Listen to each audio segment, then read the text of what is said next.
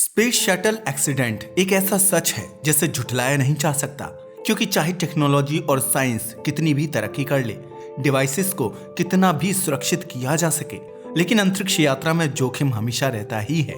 इसे कभी भी 0% नहीं किया जा सकता।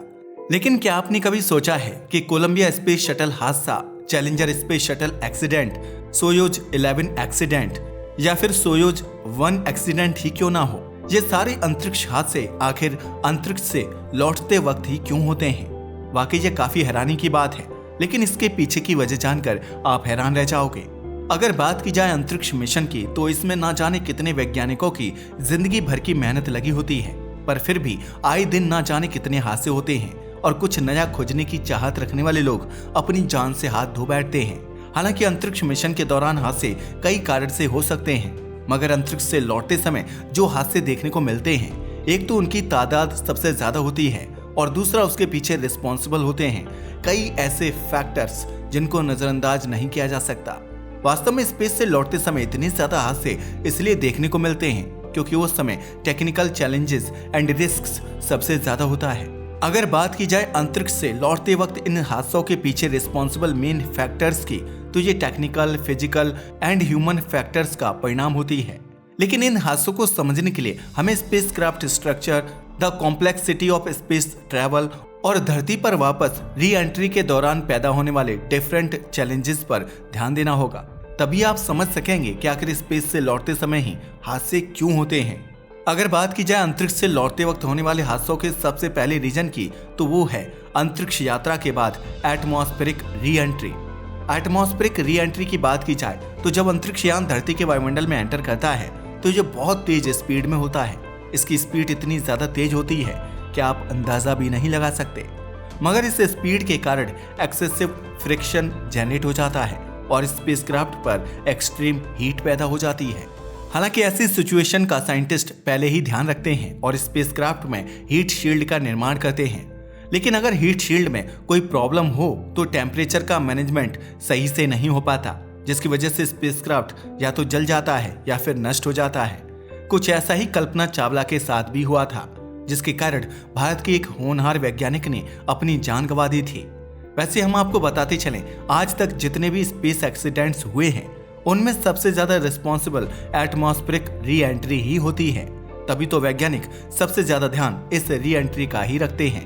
एक्चुअल में अंतरिक्ष यान जब अंतरिक्ष से लौटते वक्त धरती के वायुमंडल में वापस एंट्री करता है तो उसे एक्सट्रीम अल्टीट्यूड से आना होता है, जिसकी वजह से 28,000 किलोमीटर प्रति घंटे तक की इसकी स्पीड होती है। इतनी ज्यादा स्पीड से जब ये स्पेसक्राफ्ट वायुमंडल से गुजरता है तो इसके चारों ओर हवा का फ्रिक्शन पैदा हो जाता है। इस फ्रिक्शन के कारण तापमान हजारों डिग्री सेल्सियस तक पहुंच जाता है और री एंट्री के दौरान स्पेसक्राफ्ट को एक्सट्रीम हीट का सामना करना पड़ता है। यह हीट ही इस स्पेसक्राफ्ट के लिए बहुत खतरनाक साबित होती है, और अगर स्पेसक्राफ्ट में लगे हीट प्रोटेक्शन सिस्टम में कोई कमी होती है या फिर सिस्टम फेल हो जाता है तो यह भी हादसे का कारण बन जाता है। एग्जाम्पल के लिए 2003 में कोलंबिया स्पेस शटल के हादसे का प्रमुख कारण यही था। उसकी हीट शील्ड डैमेज हो गई थी, जिसकी वजह से जैसे ही इस स्पेसक्राफ्ट ने एटमॉस्फेयर में एंट्री की तो यह टूट गया और मार गया हर वो शख्स जो इस स्पेसक्राफ्ट के अंदर बैठा था। अब आते हैं अगले रीजन पर, जिसके कारण स्पेस हादसे देखने को मिलते हैं। अंतरिक्ष से लौटते वक्त होने वाले हादसे का अगला रीजन स्ट्रक्चरल फेलियर होता है। हालांकि वैसे तो अंतरिक्ष यान को बनाते समय हर एक छोटी सी छोटी चीज का भी ध्यान रखा जाता है, लेकिन कभी कभी अनजाने से कुछ गलतियां हो जाती हैं जो हादसे का कारण बन जाती हैं। वैसे हम आपको बताते चले कि अंतरिक्ष यान का निर्माण और डिजाइन हाईली कॉम्प्लेक्स होता है, क्योंकि जब स्पेसक्राफ्ट धरती के एटमॉस्फेयर में री एंट्री करता है तो वह एक्सेसिव फोर्स एंड स्ट्रेस का सामना करता है। लेकिन अगर स्पेसक्राफ्ट के डिजाइन एंड मटेरियल में कोई कमी रह गई है या अगर स्पेसक्राफ्ट की मटेरियल कमजोर हो जाती है तो यह वायुमंडल में री एंट्री के दौरान टूट जाता है। यही वजह कि स्पेसक्राफ्ट के डिजाइन और निर्माण में सबसे एडवांस्ड टेक्नोलॉजी एंड मटेरियल्स का ही इस्तेमाल किया जाता है। लेकिन कभी कभी इतना सब ध्यान रखने के बावजूद समय समय पर किसी न किसी वजह से स्ट्रक्चरल फेलियर्स पैदा हो ही जाती है, जिसका खामियाजा उन वैज्ञानिकों को भुगतना पड़ता है जो इस स्पेसक्राफ्ट में बैठकर स्पेस में जाकर मानवता की भलाई के लिए डेटा कलेक्ट करने की कोशिश करते हैं। वैसे इन सभी रीजन के अलावा एक रीजन ऐसा है जिसके ऊपर ज्यादातर लोग ध्यान नहीं देते, मगर यकीन मानिए यह रीजन भी हादसों के लिए बेहद रिस्पॉन्सिबल है। इनफैक्ट स्पेसक्राफ्ट ही क्या, यह तो हर एक हादसे के लिए रिस्पॉन्सिबल फैक्टर है, और ये है मेंटल स्ट्रेस। असल में cruise safety and mental stress भी हादसों का कारण बनता है। एक्चुअल में स्पेस ट्रैवल के दौरान स्पेस ग्रुप को हैवी मेंटल दबाव का सामना करना पड़ता है, जिसकी वजह से उनके अंदर काफी ज्यादा फ्रस्ट्रेशन भी आ जाता है। ऐसा इसलिए क्योंकि असल में अंतरिक्ष में लंबे समय तक रहना ह्यूमन बॉडी के लिए नेचुरल नहीं है, क्योंकि अंतरिक्ष में मौजूद जीरो ग्रेविटी में काम करने से बोन्स एंड मसल्स पर अपोजिट इफेक्ट पड़ता है।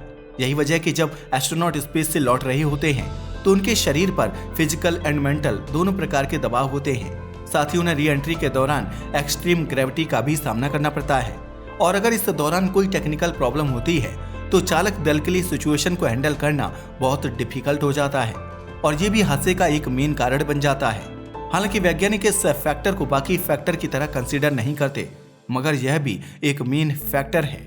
अब आते हैं हादसे के अगले रीजन पर, जो है इफेक्ट ऑफ एटमॉस्फेरिक कंडीशंस। असल में पृथ्वी का एटमॉस्फेयर एक्सट्रीमली कॉम्प्लेक्स होता है, और इसका प्रभाव स्पेसक्राफ्ट की री एंट्री के प्रोसेस पर भी पड़ता है। इससे स्पेसक्राफ्ट की स्पीड पर भी प्रभाव पड़ता है। असल में वायुमंडल से गुजरते समय इसे एक्सट्रीम हीट के साथ साथ एटमॉस्फेरिक प्रेशर का भी सामना करना पड़ता है। यही नहीं, कभी कभी तो एटमॉस्फेरिक कंडीशंस में अचानक बदलाव या अनएक्सपेक्टेड स्टॉर्म जैसी घटनाएं भी देखने को मिलती हैं, जो स्पेसक्राफ्ट की डायरेक्शन एंड स्पीड को भी प्रभावित कर सकती हैं।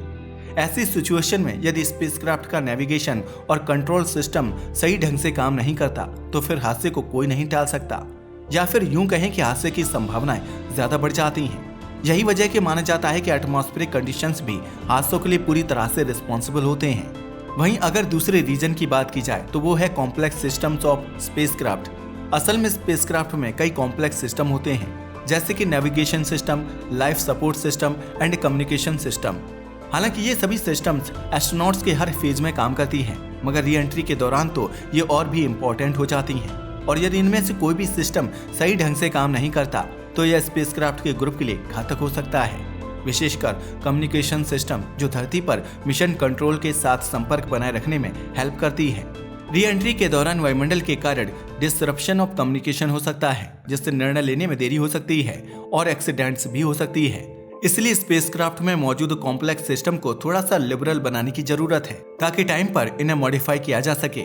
इन सब के अलावा एक रीजन वो भी है जो हम मनुष्यों ने ही अपने लिए उत्पन्न किया है, उसका नाम है स्पेस डेब्री। असल में धरती की कक्षा में काफी मात्रा में स्पेस डेब्री जमा हो गया है। यह डेब्री ओल्ड स्पेसशिप, सैटेलाइट और अन्य रेलिक्स ऑफ स्पेस एक्टिविटीज होते हैं, और जब स्पेसक्राफ्ट स्पेस से लौटता है तो उसे इन डेब्री से भी खुद को बचाना होता है।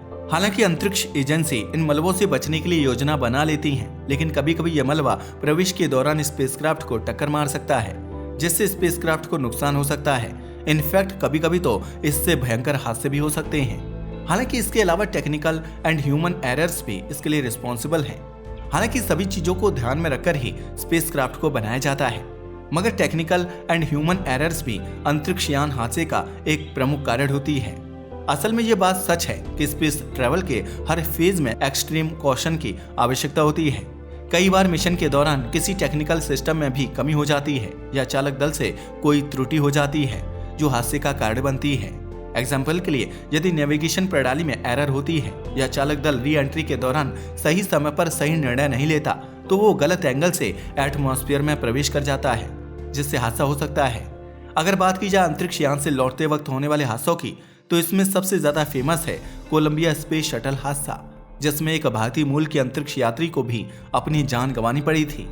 एक्चुअल में कोलंबिया स्पेस शटल हादसा डेडलीस्ट स्पेस एक्सीडेंट्स में से एक है। ये 1 फरवरी 2003 को हुआ था। यह हादसा तब हुआ था जब शटल धरती के वायुमंडल में री एंट्री कर रहा था, तभी इसमें ब्लास्ट हुआ और एक्सीडेंट के कारण 7 एस्ट्रोनॉट्स की मौत हो गई थी। इस दुर्घटना का मेजर रीजन ये था कि लॉन्च के दौरान शटल के लेफ्ट विंग में कमी आ गई थी, जिसे ठीक नहीं किया जा सका। लेकिन जब वायुमंडल में इस अंतरिक्ष यान ने प्रवेश किया तो उस डैमेज के कारण एक्सट्रीम हीट अंदर प्रवेश कर गई और डिस्ट्रक्शन ऑफ शटल का कारण बन गई। हालांकि इसके अलावा भी बहुत सारे स्पेस हादसे अभी तक हो चुके हैं, जैसे कि अपोलो 1 हादसा 1967। अगर इस हादसे की बात करें तो अपोलो की चालक दल को लॉन्च के दौरान आग लगने से अपनी जान गंवानी पड़ी थी। यह घटना लॉन्च से पहले हुई, जिससे यह पता चलता है कि अंतरिक्ष यात्रा के दौरान किसी भी समय हादसा हो सकता है। इसके अलावा चैलेंजर हादसा भी काफी फेमस है, जो 1986 में हुआ था। चैलेंजर हादसे की बात की जाए तो इसमें शटल के लॉन्च के तुरंत बाद में विस्फोट हो गया था और 7 लोग मारे गए थे। तो देखा अपने अंतरिक्ष से लौटते समय हादसों का मेन रीजन कई फैक्टर से जुड़ा हुआ है, जैसे री एंट्री के दौरान excess temperature, atmospheric pressure, spacecraft machine की structural limitations, technical and human errors. इसके अलावा अंतरिक्ष मलबा भी इसके लिए रिस्पॉन्सिबल है। हालांकि मॉडर्न साइंस एंड टेक्नोलॉजी ने स्पेस ट्रैवल को मोर सिक्योर बनाने के लिए कई इंपॉर्टेंट स्टेप्स लिए हैं, लेकिन यह अब भी एक एक्सट्रीमली चैलेंजिंग और रिस्की प्रोसीजर है।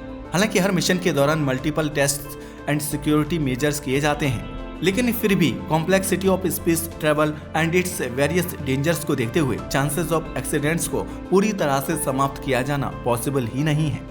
इनफैक्ट भविष्य में बेटर टेक्निकल मटेरियल और एडवांस सिस्टम्स के विकास से स्पेस ट्रैवल को और सेफ किया जा सकता है। लेकिन यह ध्यान रखना जरूरी है कि स्पेस ट्रैवल हमेशा कुछ न कुछ जोखिम से ही जुड़ी रहेगी। आज के लिए बस इतना ही। वीडियो पसंद आया हो तो इसे लाइक और शेयर करें, साथ ही चैनल को भी सब्सक्राइब करें। धन्यवाद।